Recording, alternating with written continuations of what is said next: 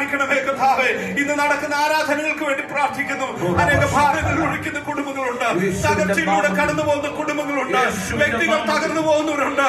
തങ്ങൾ സഭയായി പട്ടണത്തിന് വേണ്ടി മധ്യസ്ഥം അണയ്ക്കുമ്പോൾ പരിശുദ്ധാത്മാവിന്റെ ഒരു പ്രവൃത്തി അതാത് വ്യക്തികളിൽ, ഭവനങ്ങളിൽ ഇപ്പോൾ തന്നെ സംഭവിക്കട്ടെ കർത്താവേ.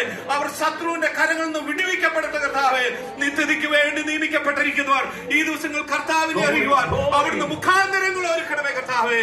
ഞങ്ങളുടെ കർത്താവ് കേരളത്തോട് കരുണ കാണിക്കണം കർത്താവേ. ഈ ദിവസങ്ങളിൽ അനേകമായിരിക്കുന്ന അനർത്ഥങ്ങളിലൂടെ, വെള്ളപ്പൊക്കങ്ങളിലൂടെ കടന്നുപോയിരിക്കുന്നവർക്ക് വേണ്ടി പ്രത്യേകിച്ച് പ്രാർത്ഥിക്കുന്നു.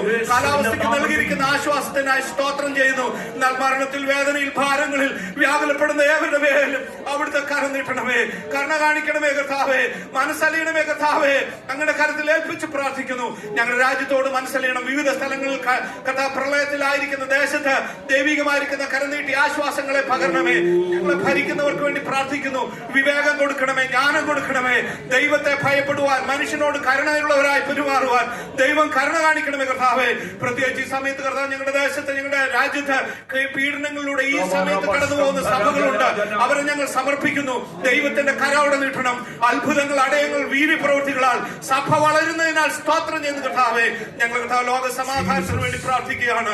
അവിടുന്ന് കർത്താവെ കരുണ കാണിക്കണമേ. ലീഡർഷിപ്പിലുള്ളവരോട് വിവേകം കൊടുക്കണമേ കർത്താവെ. അത്യുന്നത രാജ്യങ്ങൾ മേൽ വാഴുന്നതിനാൽ കർത്താവ് യുദ്ധങ്ങളെ നിർത്തുന്ന ദൈവമാകിയാൽ ദൈവീകമായിരിക്കുന്ന വിടുതൽ എല്ലാ മേഖലകളിലും, ലോകത്തിന്റെ എല്ലായിടത്തും ദൈവീക സമാധാനം സംഭവിക്കട്ടെ കർത്താവെ. ലോക സമാധാനത്തിൽ ദൈവനാമ മഹത്വത്തിന് വേണ്ടിയായി തീരുവാൻ സഹായിക്കണം. അങ്ങനെ ഞങ്ങൾ എല്ലാ വിഷയങ്ങളും ഒരിക്കൽ കൂടി സമർപ്പിക്കുന്നു. അവിടുത്തെ വാഗ്ദത്ത പ്രകാരം ഞങ്ങളുടെ മധ്യമുള്ളതിനാൽ സ്തോത്രം. ഞങ്ങളുടെ ഹൃദയങ്ങളോട് സംസാരിക്കും, ഞങ്ങളെ ബലപ്പെടുത്തും, ശക്തീകരിക്കും, സമാധാനത്തോടെ ഇന്ന് പറഞ്ഞയക്കും. നിന്റെ ദാസനെയും സമർപ്പിച്ച് പ്രാർത്ഥിച്ച് ഞങ്ങളോട് സഹായിക്കണമേ. പ്രാർത്ഥന കേട്ടാൽ സ്തോത്രം.